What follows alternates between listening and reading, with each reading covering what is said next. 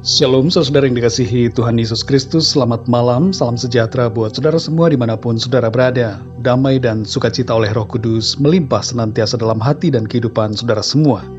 Sebelum kita mendengarkan renungan firman Tuhan, mari sama-sama kita berdoa.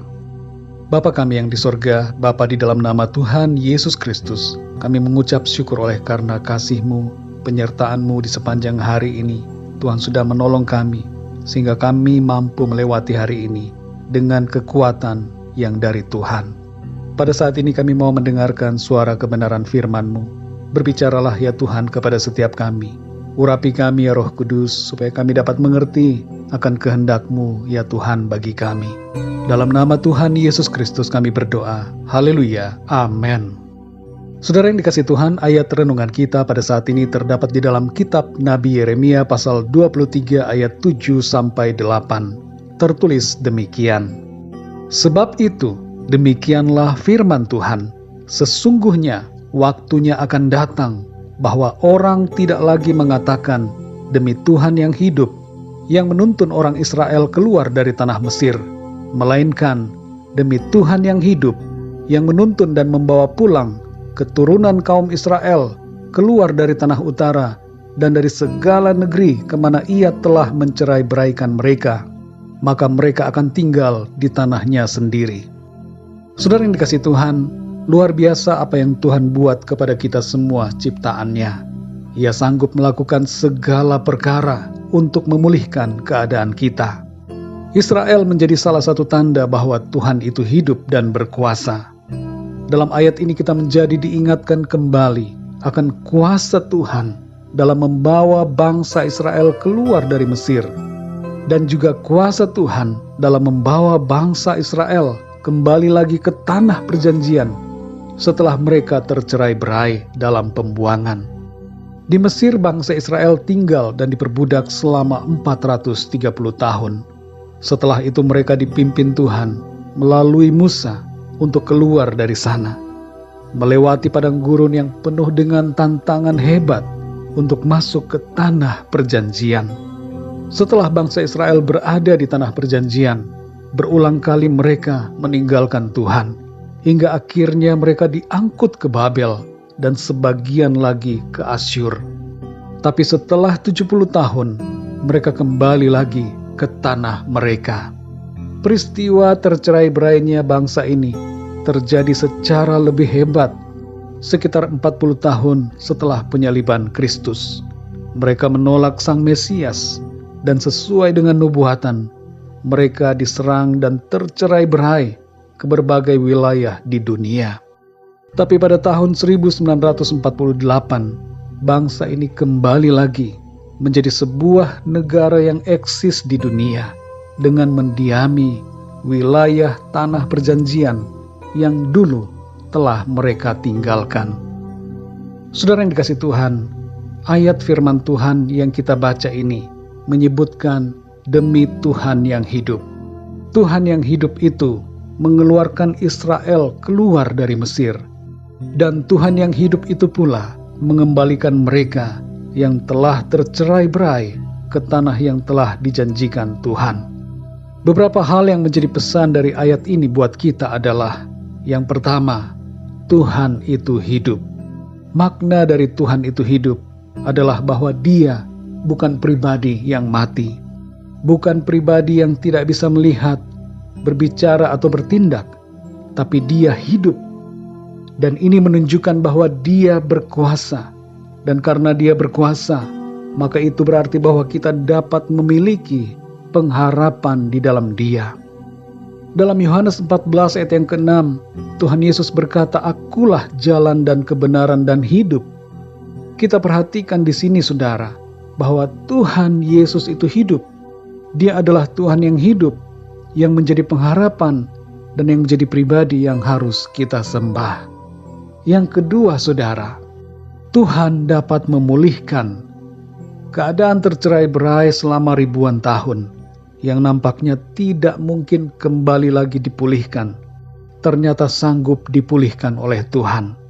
Dalam hidup ini saudara, ada banyak hal yang bisa merusak keadaan kita, baik secara lahiriah maupun batiniah. Mungkin kita menjadi korban dari suatu tindak kejahatan orang lain. Mungkin kita mengalami hal-hal yang buruk, penderitaan, hal-hal yang menyedihkan. Tapi kita perlu menyadari bahwa seburuk apapun keadaan kita, Tuhan sanggup memulihkan kita. Dalam Lukas 1 ayat 37 dikatakan, sebab bagi Allah tidak ada yang mustahil. Apa yang kelihatannya mustahil, tidak demikian bagi Tuhan. Tuhan sanggup menolong kita, sanggup memulihkan kita. Asalkan kita mau membuka hati dan mau dipulihkan oleh Tuhan.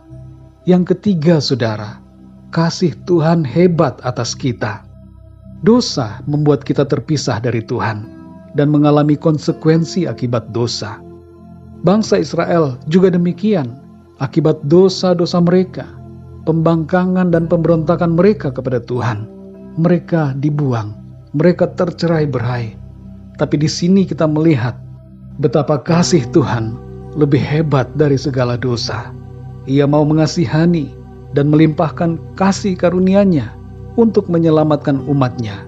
Dia mau menyelamatkan saudara dan saya, supaya kita hidup dalam kebenaran. Tanpa kasih Tuhan, kita semua pasti binasa.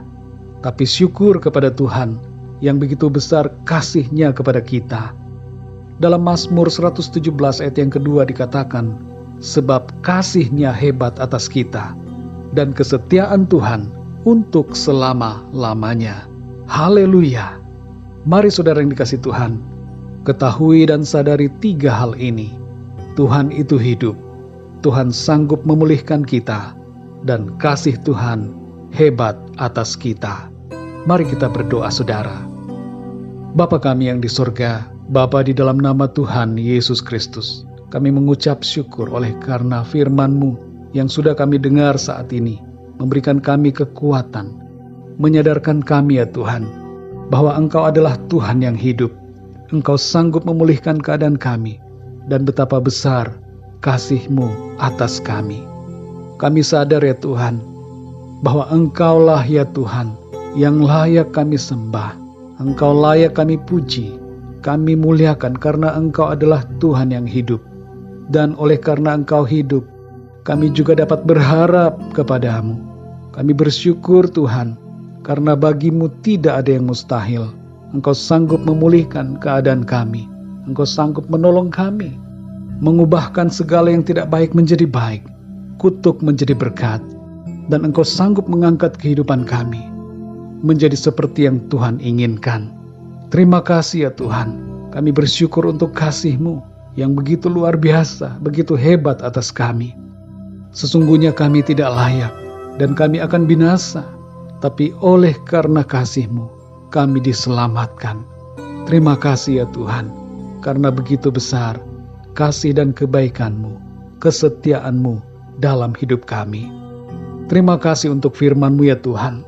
Meteraikanlah setiap kebenaran firman-Mu di dalam hati kami, supaya kami senantiasa hidup dalam firman-Mu. Pada malam ini ya Tuhan, kami mohon pimpinan dan penyertaan-Mu. Berkati dan lindungi kami di sepanjang malam ini. Berikan kami tidur yang nyenyak, istirahat yang baik di malam ini, dan bangunkan kami kembali dengan kekuatan baru, tubuh yang sehat diberkati Tuhan, untuk kami pakai memuliakan nama Tuhan. Kami berdoa untuk yang sedang mengalami sakit. Jamahlah ya Tuhan dan sembuhkan di dalam nama Tuhan Yesus. Kuasa-Mu mengalir dalam setiap tubuh yang sakit dan menyembuhkan serta menyempurnakan tubuh kami. Kuatkanlah yang lemah Tuhan.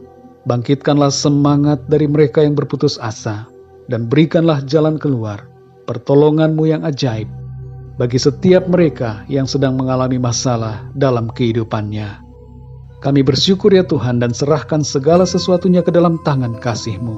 Kami percaya Engkau-lah ya Tuhan, yang memelihara, yang memegang dan menopang kehidupan kami. Dalam nama Tuhan Yesus Kristus, Tuhan dan Juru Selamat kami berdoa dan mengucap syukur. Haleluya, amin.